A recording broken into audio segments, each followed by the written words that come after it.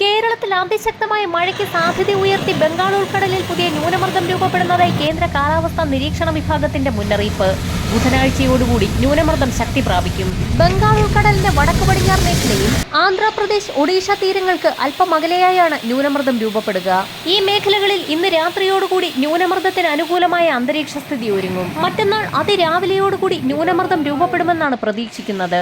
ന്യൂനമർദ്ദം രൂപപ്പെടുന്നത് മുതൽ കേരളത്തിൽ നാളെ മുതൽ മഴയിൽ വർധനവ് വന്നേക്കും. മൺസൂൺ മഴപാത്തി നിലവിൽ ഹിമാലയൻ താഴ്വാരത്ത് തുടരുന്നതിനാൽ സംസ്ഥാനത്ത് അതിതീവ്ര മഴയ്ക്ക് സാധ്യതയില്ലെങ്കിലും ഒറ്റപ്പെട്ട ഇടങ്ങളിൽ ശക്തമായതോ ആയ ഇടിമിന്നലോട് കൂടിയ മഴയാണ് പ്രതീക്ഷിക്കുന്നത്. ഉച്ചയ്ക്ക് ശേഷം പുലർച്ചെ വരെയുള്ള സമയങ്ങളിലാണ് ഇടിമിന്നലോട് കൂടിയ ഒറ്റപ്പെട്ട മഴയ്ക്ക് സാധ്യതയുള്ളത്. മധ്യ വടക്കൻ ജില്ലകളിലാണ് കനത്ത മഴ പ്രതീക്ഷിക്കുന്നത്. ശനിയാഴ്ച മുതൽ മഴ കൂടുതൽ ശക്തി പ്രാപിക്കും. എറണാകുളം മുതൽ വടക്കോട്ടുള്ള ജില്ലകളിൽ ഒറ്റപ്പെട്ട ഇടങ്ങളിൽ ശക്തമായ മഴയ്ക്കും ചില പ്രദേശങ്ങളിൽ ഇടിമിന്നലോട് കൂടിയ ഒറ്റപ്പെട്ടതോ ശക്തമായതോ ആയ മഴയ്ക്കാണ് സാധ്യത. കിഴക്കൻ മലയോര മേഖലകളിലാണ് ഇടിമിന്നലോട് കൂടി ശക്തമായ മഴയ്ക്ക് സാധ്യതയുള്ളത്. അതേസമയം നിലവിൽ ദുർബലമായി തുടരുന്ന കാലവർഷത്തെ ശക്തിപ്പെടുത്താൻ ബംഗാൾ ഉൾക്കടലിൽ വരുന്ന ആഴ്ച പുതിയ സിസ്റ്റം രൂപപ്പെടാൻ സാധ്യതയുണ്ട്. നിലവിൽ മൺസൂൺ മഴപാത്തി ഹിമാലയൻ മേഖലയിലേക്ക് നീങ്ങിയതോടെയാണ് കേരളത്തിൽ ഉൾപ്പെടെ മഴ കുറഞ്ഞിരിക്കുന്നത്.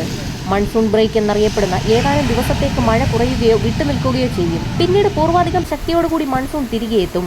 ഇത്തവണ ന്യൂനമർദ്ദങ്ങളുടെയും മറ്റും കാരണത്താൽ തെക്കൻ സംസ്ഥാനങ്ങളിൽ മഴ സജീവമായി തുടരുകയാണ്. ഈ മാസം 19 വരെ ശക്തമായ മഴയ്ക്കാണ് സാധ്യതയുള്ളത്.